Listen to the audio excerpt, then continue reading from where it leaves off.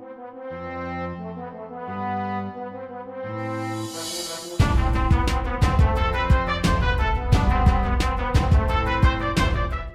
Anime lovers, स्वागत है आपका the angel next door anime series की दूसरे एपिसोड में। एपिसोड की शुरुआत में हम देखते हैं कि सीना एक जगह पर अकेले बैठी हुई थी। तभी फुजिमिया वहां पर आ जाता है और सीना से पूछता है कि तुम यहाँ पर अकेले बैठकर कर क्या रही हो। तभी अचानक उसका नजर सीना की यूनिफॉर्म पर पड़ता है और वो देखता है कि उसकी यूनिफॉर्म पर ढेर सारे बाल लगे हुए हैं।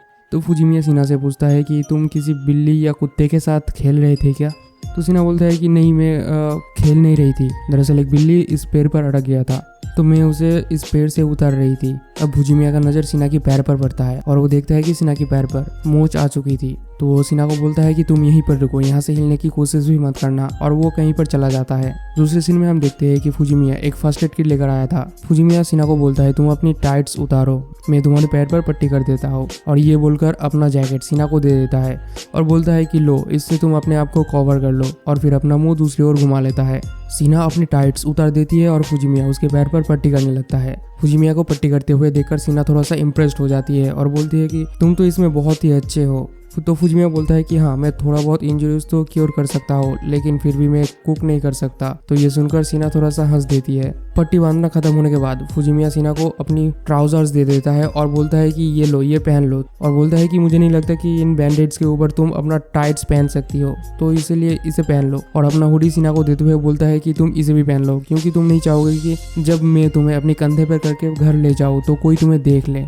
तो ये बात सुनकर सीना भी मान जाती है और हुडी और पैंट दोनों ही पहन लेती है। दूसरे सीन में हम देखते हैं कि फुजिमिया सीना को अपने कंधे पर करके घर तक ले जाता है और उसे उसकी रूम पर छोड़कर अपने घर पर चला जाता है। लेकिन यहाँ पर सीना नोटिस करती है कि फुजिमिया ने अपने ट्राउजर तो मेरे पास ही छोड़ दिया। अब हमें दूसरे दिन की स्कूल के सीन को दिखाया जाता है, जहाँ पर फुजिमिया अपने शॉर्ट्स पहनकर स्कूल में आया हुआ था। तो उसका दोस्त इत्सुके उससे पूछता है कि तुम्हें ठंड नहीं लग रही है क्या, तुम्हारे पैंट्स कहाँ हैं। तो फुजिमिया बोलता है मैं अपना ट्राउजर घर में ही भूल आया। ग्राउंड पर एक और लड़का आता है, काडुआकी, जिसे देखकर सभी लड़कियां प्रिंस प्रिंस कह के चिल्लाने लगती है। यहाँ पर हमें पता चलता है कि ये लड़का भी स्कूल में बहुत ही ज्यादा मशहूर है और प्रिंस को देखकर सभी लड़के बहुत ही ज्यादा जेलस फील करते हैं और सभी प्रिंस को गाली देने लगते हैं। दूसरी तरफ सीना फुजिमिया को देखकर एक छोटा सा स्माइल देती है, जो देखकर सभी लड़के तो एकदम पागल ही हो जाते हैं। सभी कहने लगते हैं कि उसने मुझे देखकर स्माइल दिया, मुझे देखकर स्माइल दिया, लेकिन फुजिमिया अपना मुंह दूसरी तरफ घुमा लेता है।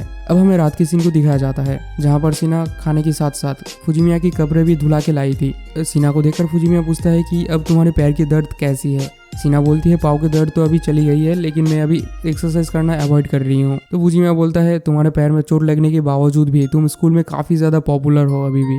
तुमने देखा नहीं कि तुम्हारे एक स्माइल की वजह से सारे बंदे कैसे बावले हो रहे थे। तो सीना पूछती है कि ऐसा भी कुछ होता है क्या। तो फुजिमिया बोलता है हाँ, लड़कियों के बीच में भी ऐसा होता है। तुमने देखा नहीं कि प्रिंस की वजह से सारे लड़कियां कैसे बावले हो रहे थे।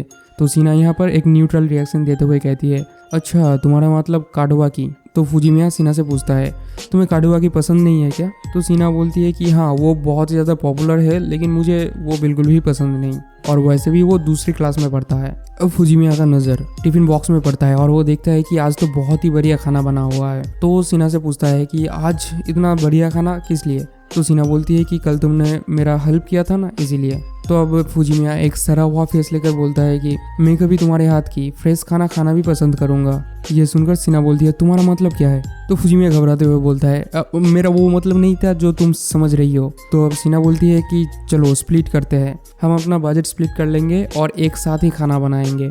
तो ये बात सुनकर फुजिमिया भी बोलता है हाँ, आइडिया तो अच्छा है, और वो भी मान जाता है। अब हम देखते हैं कि वो दोनों कुछ रूल्स अप्लाई करते हैं, जैसे कि वो स्कूल में बिल्कुल ही स्ट्रेंजर्स की तरह रहेंगे और फुजिमिया को थोड़ा सा ज़्यादा पे करना पड़ेगा, क्योंकि ज़्यादातर खाना सीना ही बनाएगी। नेक्स्ट रात में सीना पूरी तरह बन ठन के फुजिमिया के घर में आ जाती है कुक करने के लिए। यहाँ पर आके वो देखती है कि सारे बर्तन एकदम बिल्कुल नई लग रही थी। सीना फुजिमिया को बोलता है कि ये सब बर्तन तो बिल्कुल नए जैसे लग रही है, तुमने कभी इन सब चीज़ों का इस्तेमाल नहीं किया। तो फुजिमिया बोलता है कि चुपचाप अपना काम करो। अब सीना अपने काम करने लगती है, यानी कि खाना बनाने लगती है। बीच में फुजिमिया अचानक सीना की तरफ देखने लगता है और मन में ही सोचने लगता है कि ऐसा लग रहा है कि मैंने अपनी वाइफ पा लिया हो। तभी सीना का नज़र फुजिमिया में पड़ता है और वो बोलता है कि तुम मेरे तरफ ऐसे क्यों देख रहे हो। तभी फुजिमिया बोलता है कि नहीं नहीं, कुछ नहीं, तुम अपना काम करो, और फिर अपना मुंह घुमा लेता है। खाना बनाना खत्म होने के बाद दोनों ही डाइनिंग टेबल में आ जाते हैं और खाना खाने के लिए। फुजिमिया फर्स्ट बाइट लेते ही वो बोलता है कि वाह, कितना ज़्यादा बढ़िया खाना है। फुजिमिया के मुंह से अपनी तारीफ सुनकर सीना भी बहुत ज़्यादा खुश हो जाती है। खाना खत्म होने के बाद फुजिमिया अपना बर्तन धोने लगता है और दोनों एक दूसरे के साथ बातें करने लगते हैं। फुजिमिया एक समय बोलता है कि तुम मेरे लिए खाना आखिर क्यों बना रही हो, तुम ऐसे बंदे के लिए खाना बना रही हो जिसको तुम पसंद भी नहीं करती। तो सीना बोलती है कि अगर तुम्हें इतना ही प्रॉब्लम है तो मैं तुम्हारे लिए खाना बनाना बंद कर दूंगा। तो फुजिमिया हर बार आते हुए बोलता है कि नहीं नहीं, तुम मेरे लिए ज़रूर से खाना बनाओ, सॉरी। दूसरे दिन स्कूल में फुजिमिया और इत्सुके बातें कर रहे थे, तभी वहाँ पर इत्सुके का गर्लफ्रेंड आ जाती है और इत्सुके अपनी गर्लफ्रेंड की सर पर हाथ फिराने लगता है।